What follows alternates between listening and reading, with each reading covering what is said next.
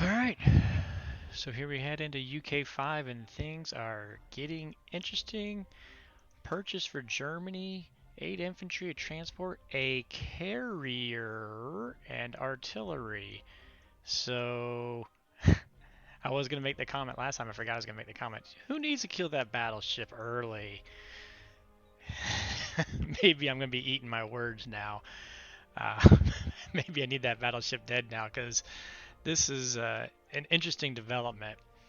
So let's talk about what that means. So he built a transport and a carrier. So he spent 21 IPC on Navy for Germany. So the first thing that means Moscow's not as in trouble. So I don't need to send as many fighters as I initially needed to. As it turns out, uh, double checking my notes here real quick, I will need to send 5 fighters at least into Moscow before Germany's 6. So G6 is not an issue. So that's good. Obviously, he did what I expected here. India's toast, but what he is doing is he's making Africa toast early. So if he starts making early toast of Africa and eventually takes Moscow, then that's a winning board for Axis at that point. So I either need to stall this. Well, I need to stall this as long as possible, and I need to get reinforcements to Africa as quickly as I can. But this Navy is going to make that much more challenging. Good news is we had already talked about it. I planned on dropping a carrier and 2 fighters up here in the Atlantic this turn, and I got this cruiser. My plan down here is I am going to go. I don't need to build my infantry in AA, so that 80 APC, I'm just going to build a destroyer too. So I'm going to match his carrier and raise him a destroyer with the UK. Obviously, so what else does this? What does this fleet mean exactly?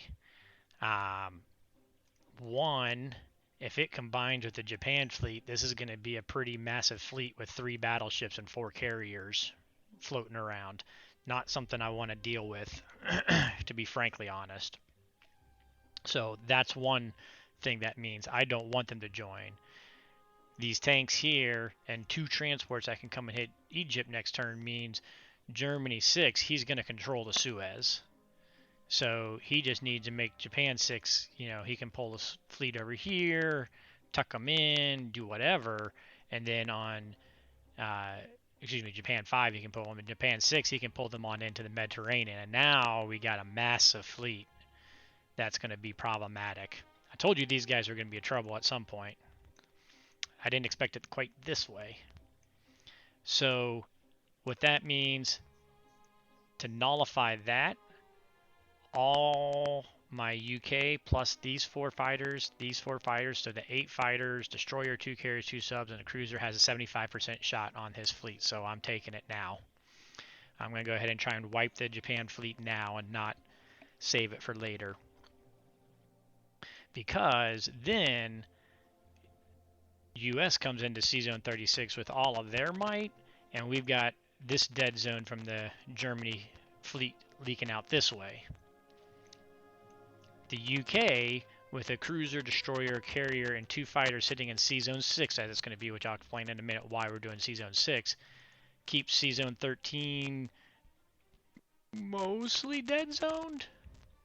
If 1 fighter survives from here, they're going to land here, and they 1, 2, 3, 4.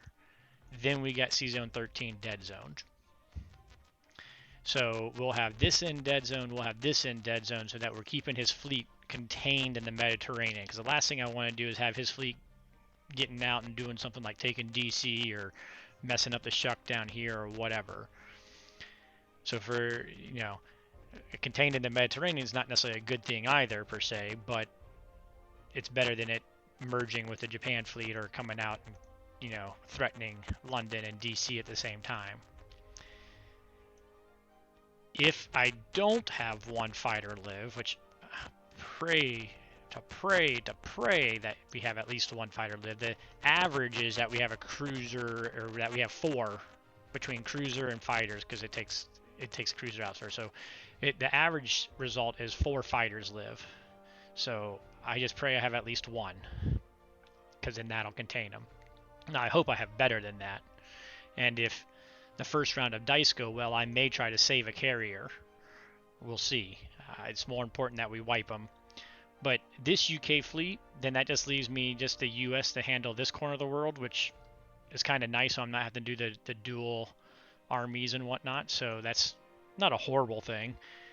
And then UK is going to be developing here, so they're going to be trading this front. And then Africa is going to be the big question, right? So now I get the Mediterranean fleet contained in the Mediterranean. Oh, if one fighter does not live of UK, then US is going to have to look at building enough subs to sink. I guess that's probably what, 3 subs to be able to sink the battleship, because the UK should knock out everything else at least. But they'll need 3 subs to be able to sink the battleship. Hopefully I don't have to build those. I'd rather spend that money elsewise. The good news is US has the money, but I'd rather build a couple more transports and get a little shucking fleet going here to contest the fact that he's shucking directly. I'm going to have a 2-step shuck because of these fighters getting in the way. So yeah, that's what all this is kind of looking like. Interesting, to say the least. So again, it means Moscow is a little bit freedom. So now G6, like I said, I need to have 5 fighters. I'm going to have 7. So G7, compared to a max build of him and him taking these 4 units directly into Caucasus. So I'm taking, if he takes these 4 to Caucasus, if he brings these 2 infantry into play, if he builds 4 units here, if he builds a tank up here, and then a couple bombers with his money, his max attack force, what's the threat on Moscow then? And then to defend it comfortably, I need to have 12 fighters in there for the G7 attack.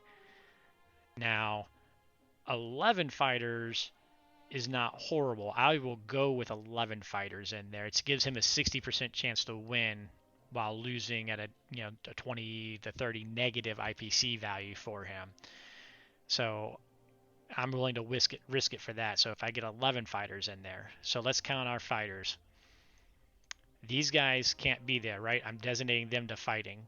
But we do have, for the G6, we've got 4, 5, 6, 7 fighters that can be in there, and we needed 5. For the G7, we're going to need 11. Now, we're going to just make the assumption none of these 8 live for right now. Now, any of these that live could go up there, but I'm just going to assume none of them live from this battle. So we've got our 7. These 2 will fly over non-combat, so then they'll be able to fly over next time for the G7. So there's 8, 9. And by placing my carrier here, the 2 fighters that I'd grow here can make it into Moscow. That'll give me 11 fighters. And that's why we got to put the carrier here in C-Zone 6 this turn.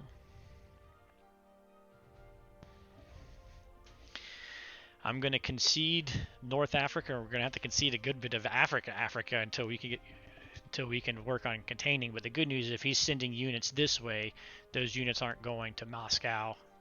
And hopefully we're going to start ramping up the UK transports and getting him trading over on this side. So hopefully we're going to try to limit that as well.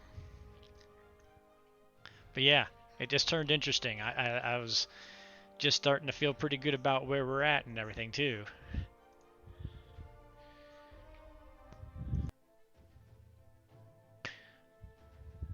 Okay, so I stopped mid-thought because I was trying to double check. I was kind of curious on the good old spreadsheet, and I was just updating it. And again, for what it's worth, the end of last turn, I did take over a slight attack power advantage, although I think he's maybe getting it back this turn so far because Germany can buy more than Russia, obviously. So, in any case, all the talking is done. It's time to get moving, right? Make sure I got everything set correctly here. So we are buying a destroyer, a carrier, and 2 fighters to head up to here.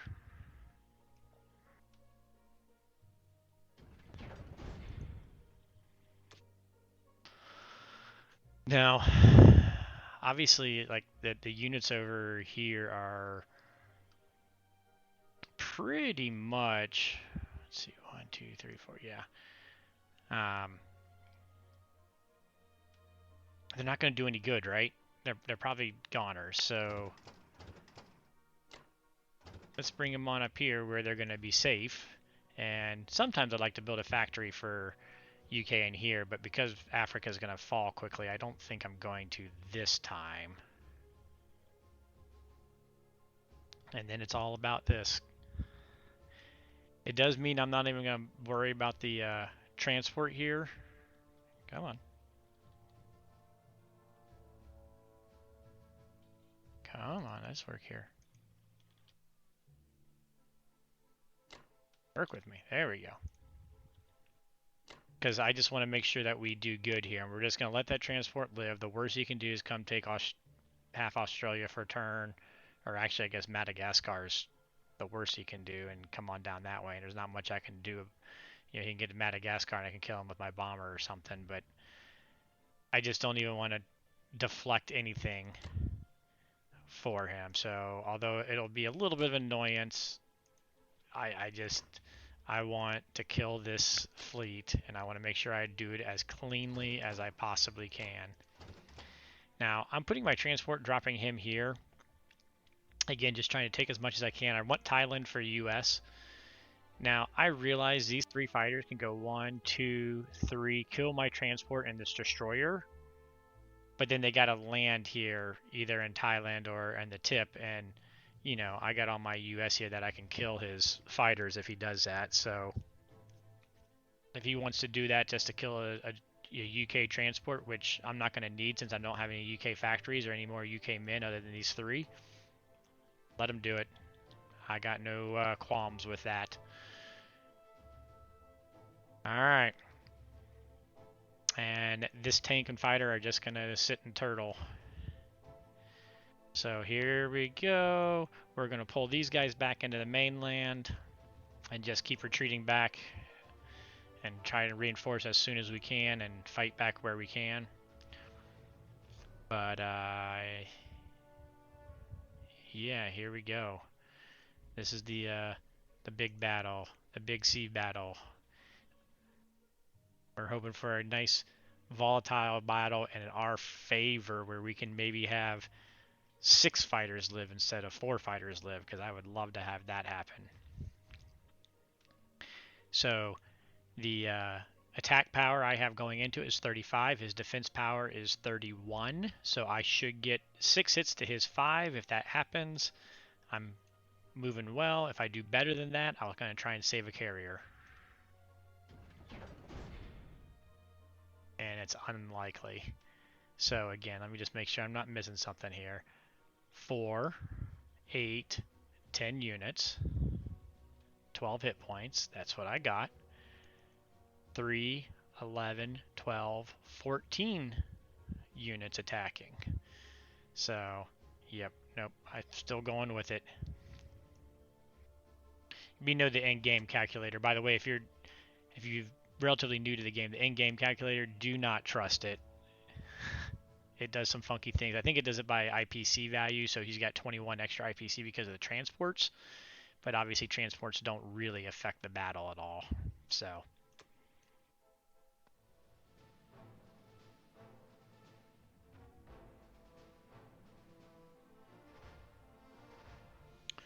alright, we need 6 hits to 5 or less on his side.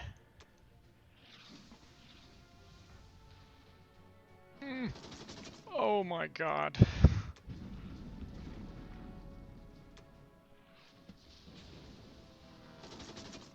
Okay, well, we're definitely trashing the carriers because we went down a hit there. His destroyer's out. Is it better to take the cruiser or use the hits from them? The surprise shots. I don't know if the surprise shots are better than the cruiser or not. Hold on. Alright. This is one of these weird ones that I was playing with a bit different permutations. More likely that he has a fighter live, but if his fighters live and I kill his carriers, it doesn't matter. If his long story short, I'm going to keep the sub so that we get um, C hits because we don't have to kill the fighters. We have to kill the carriers and the battleships.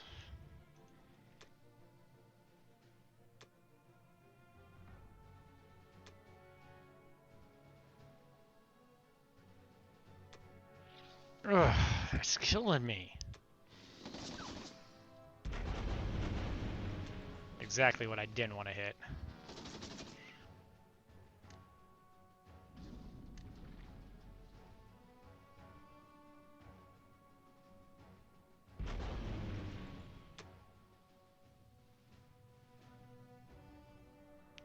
God, the dice are killing me.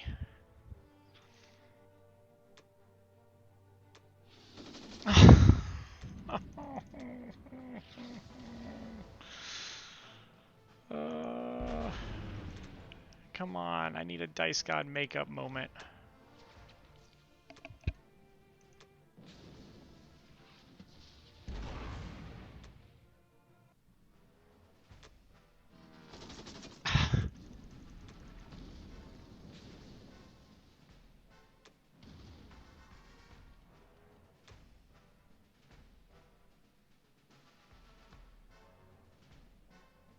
I was feeling so happy about this game. And this is where sea battles just get you.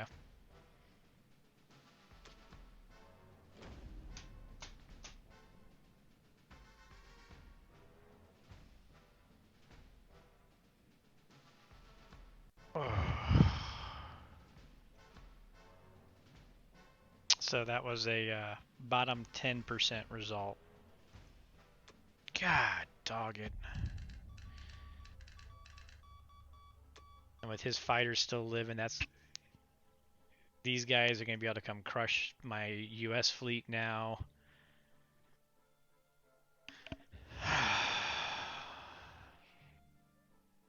Dang it.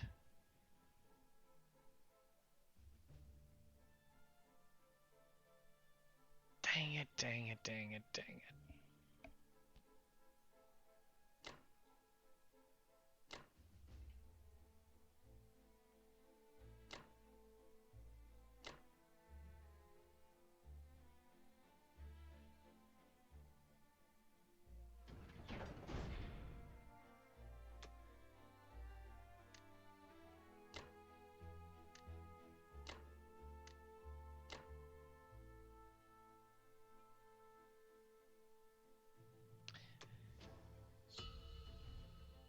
Oh, I just wanted to win the battle. I didn't care even though I was supposed to have 4 fighters live the battle. I didn't care if I didn't have a single fighter live. I would have been okay. But this is a disaster. He's going to be able to take out this guy. I mean, he can just simply take 1 battleship here, battleship carrier, 3 fighter. I mean, God. He can still use his battleship to...